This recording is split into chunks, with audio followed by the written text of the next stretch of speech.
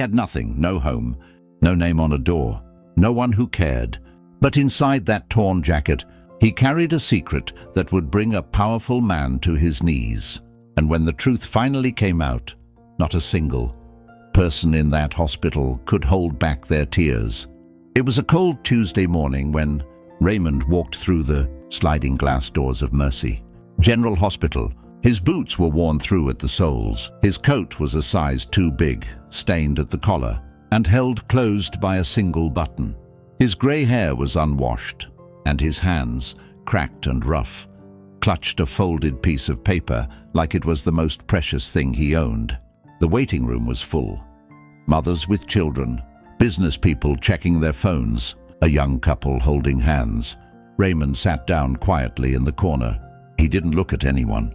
He just held that paper and waited.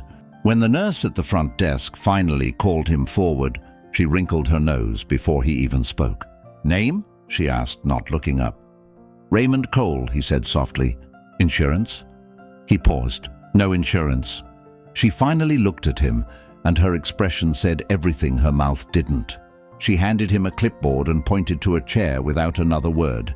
Dr. Marcus Hale was the kind of man who had a collection of expensive watches and a list of important friends. He was brilliant, and he knew it. His name was on a plaque in the hospital lobby. He had given lectures in 4 countries. He was also the kind of man who believed that how a person looked told you everything about who they were. When he walked into exam room 3 and saw Raymond sitting on the paper-covered table, he paused at the door. He looked at the chart, then at Raymond, then back at the chart. "Raymond Cole?" he said, his voice flat. "Yes, sir." Dr. Hale pulled on his gloves slowly. "What brings you in today?" "I've been having chest pains," Raymond said, "and dizzy spells. Sometimes I can't catch my breath." Dr. Hale nodded, but his eyes were already moving toward the door. "You drink?" he asked. "No." "Smoke?" "Quit 20 years ago." He pressed the stethoscope to Raymond's chest, barely listening. "When did the chest pains start?"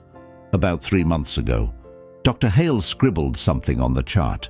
"Probably stress and poor nutrition. I'll have the nurse give you some pamphlets." He turned to leave. "Doctor," Raymond said quietly. Hale stopped but didn't turn around. "I brought something with me, a report, from another hospital, from about 6 months ago. I wasn't sure if it was important, but—" "Leave it with the nurse," Dr. Hale said. And he walked out. Raymond sat alone in that room for 20 minutes. A young nurse named Claire came in to give him the pamphlets. She was new, only 3 months at Mercy General. She smiled at him, a real smile, and asked if he needed water. "I'm fine, thank you," Raymond said. She noticed the folded paper in his hand. "Is that the report you mentioned to Dr. Hale?" He nodded. "I didn't know if it mattered. Can I take a look?" she asked gently. "I'll make sure it goes in your file." He handed it to her. She unfolded it. "Read it once, then read it again." Her face changed. Her hands were very still. "Mr. Cole," she said carefully, "where did you get this report?" "St. Andrew's Medical Center. About 6 months ago. A doctor there, Dr. Patel. She ran some tests and gave me this. She said I needed to follow up, but I didn't have a way to get back." Claire looked at the paper one more time. Then she put it in the folder and walked quickly out of the room. Dr. Hale was at the nurse's station, laughing about something with a colleague, when Claire approached him. "Dr. Hale," she said, "I think you need to look at Mr. Cole's report." He didn't even turn around. I told him to leave it with the nurse. "I am the nurse," she said quietly, "and I really think you need to see this." Something in her voice made him turn. She held out the folder. He took it, opened it. "Read the first line." His laughter stopped. He read the second line. He read the entire page without moving. Then he looked up at Claire. "How long has he been here?" "About 45 minutes. He was already walking back toward exam room 3. Raymond was putting on his jacket when Dr. Hale came back in. The doctor looked different now. The coldness was gone. His face was serious, not with arrogance, but with something that looked almost like guilt. "Mr. Cole," he said, "I owe you an apology. Please, sit back down." Raymond looked at him for a moment, then slowly sat. "This report," Dr. Hale said, holding it up, This is from 6 months ago. Why didn't you go back to St. Andrews? I lost my housing around that time. It became hard to manage things. Dr. Hale sat down across from him, something he almost never did with patients. Do you understand what this report shows? Dr. Patel told me something was wrong with my heart.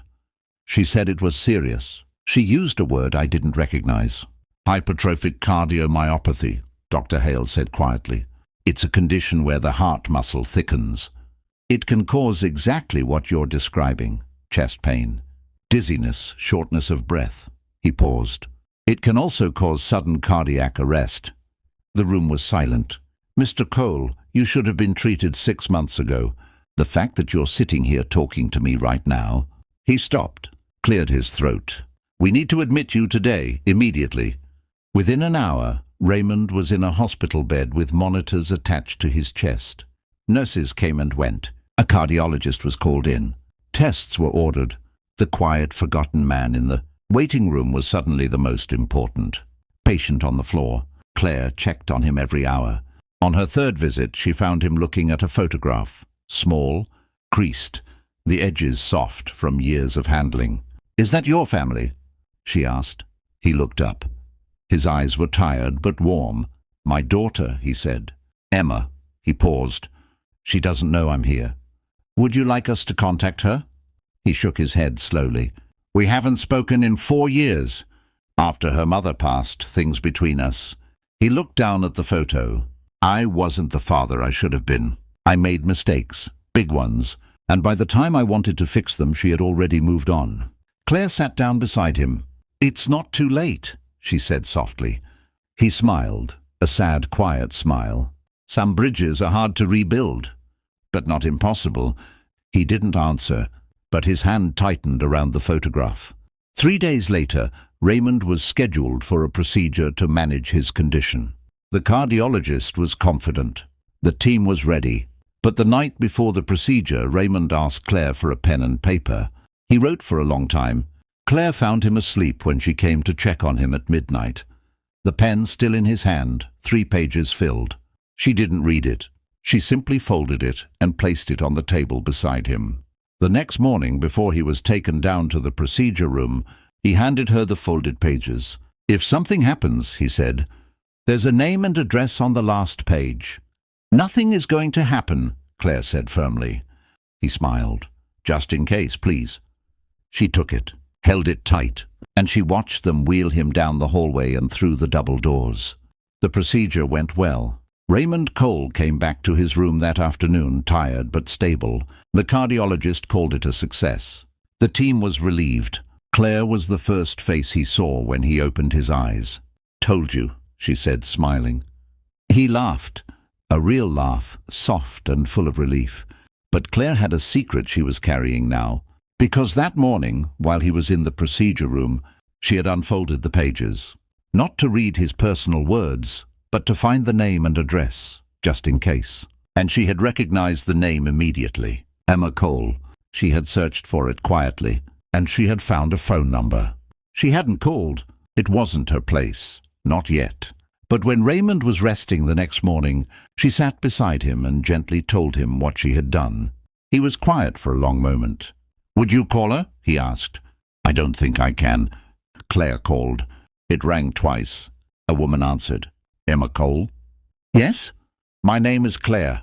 I'm a nurse at Mercy General Hospital in the city.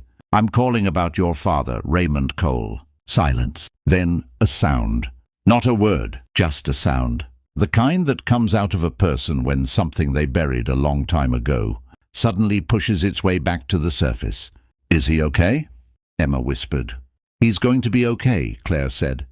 But he's been asking for you. Emma walked through the doors of Mercy General 4 hours later. She stood in the doorway of room 214, her hands at her sides, her eyes red. Raymond was sitting up in bed.